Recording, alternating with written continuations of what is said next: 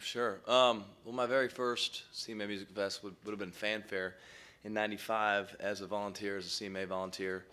Headset on, driving the golf cart around. I had Jody Messina in the back with me, and I remember really well. I remember Jody saying, "I wonder if anyone's even going to know who I am here." And I was driving around, and I dropped her off at outside the door to go to the signing, and she immediately got mobbed. And I remember looking at her saying, "I think you're going to be all right." So that would have been the very first time for me. Just as I got to Nashville, and I was lucky enough to get an internship with the CMA, and just to kind of figure out how the wheels of this town even turn around. So I would say that the CMA Music Fest has a special meaning for me because I've seen it from both sides, and a chance to be, come full circle and stand up on that stage and be the guy behind the microphone singing the songs and leading the party. So it really has a special meaning for me. The 39th, the 40th, 41, whatever it is, every time I get up there, that really means a lot to me. Connor? Yeah. Sounds really fun on the radio, by the way. Thanks, man.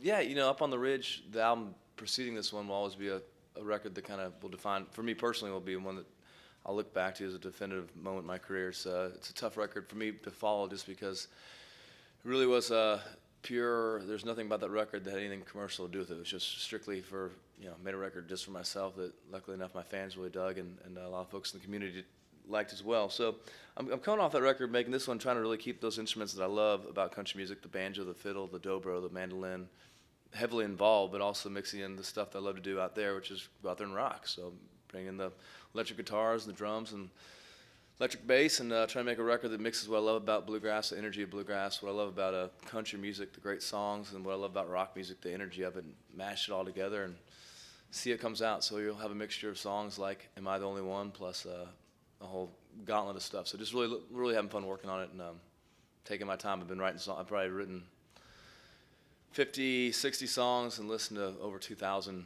outside songs, and started working on it in October, and still have a ways to go. But it's tough coming off the Ridge album because it was such a special project for me.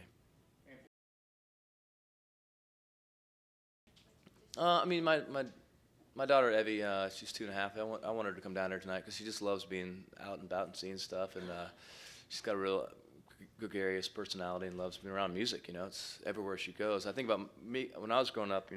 My exposure to country music was with my dad listening to the radio in the car. I mean, my daughter's exposure to music in general is just crazy. It's always around. There's just music everywhere. So she loves it, and I'm not trying to turn her into my 401k package, down the road. But if she wanted to get into the business, I'd support her. But she loves just being out and checking stuff out. So it's fun to see them, get into the music. I think any kid should get into music. It's such a great thing to be for your mind, to be doing it at any level, no matter wherever it takes you.